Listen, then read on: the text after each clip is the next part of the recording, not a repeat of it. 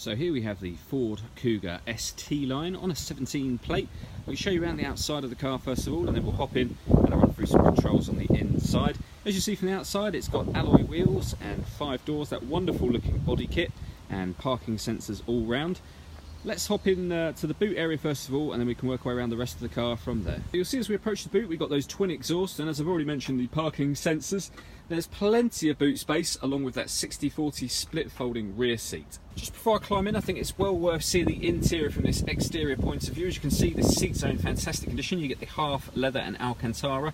Carpet area is in great condition as well. There's plenty to run through on the dashboard and inside the car in general, so let's hop in and we'll do that now. Okay, so we're going to start with the dials. On the left hand side we've got the rev counter, and on the right hand side the speedometer. Beneath that in the middle we've got the fuel gauge and oil temperature gauge, and then above that we have the trip computer, which includes the total miles of 8,890. You can see above that we've got information displayed. At the moment it's the digital readout for the speedometer. You can change the information that's shown up there using the buttons on the left hand side of the steering wheel. So you've got various bits of fuel economy information, and then over to the left you can access another trip computer, vehicle information, adjust your settings, etc., all off of the steering wheel. So backing out to the steering wheel, the arrows I was using a moment ago are just here. Beneath that we've got cruise control and speed limiter, and then over on the right hand side we've got stereo controls, as well as that button in the middle which is voice activation for the phone. So hit that button, ask it to dial any one of your contacts list, and it will do that for you. The phone itself is initially paired over in the central screen, on top of which, as you can see, the car has satellite navigation. It's all touchscreen. Very, very easy to use. If we want to go back to the home menu at any time, we just press the home button in the top corner. We can turn the radio on from there and then adjust the volume just here. You can add your phone here.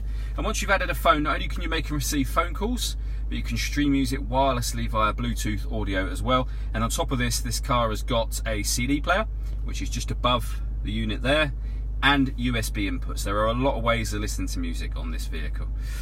Beneath that we've got the dual zone climate control, so you can adjust the temperature independently on either side of the car.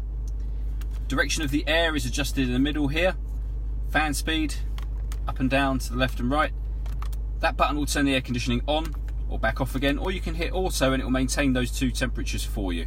This car's also got a heated front screen and heated driver and passenger seats as well.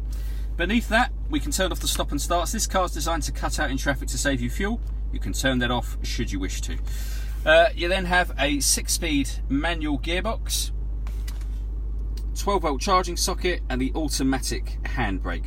This car's got a full panoramic roof, which I'm going to show you in a moment. Just before I do that, I wanted to talk about the parking sensor. So this car's got front and rear sensors.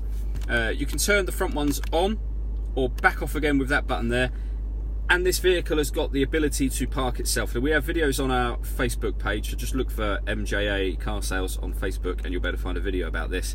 But basically hitting that button there, this will come up on the screen and it'll ask you, would you like to parallel park, which is what we're on there at the moment, perpendicular parking, and it will search both sides of the road should you wish to, looking for a space, and then the car will actually steer you into the space by itself. So really clever system. So the last thing I wanted to talk about is the panoramic roof and sunroof. So at the moment you can see the visor or the blind is shut. There's a button just up here. If we hit that, the blind will open halfway first of all. Do it again, it'll open the whole way. So you can either treat it as a large window to let in a lot of light, which you can see just there, or the second button just here will actually do a tilt and slide open the front section of that window to give you a sunroof. All that leaves me to say is thank you for taking the time to watch this video. If you'd like to come and see the car in person and have a test drive, feel free to call any of our MJA sites. We'd love to hear from you soon.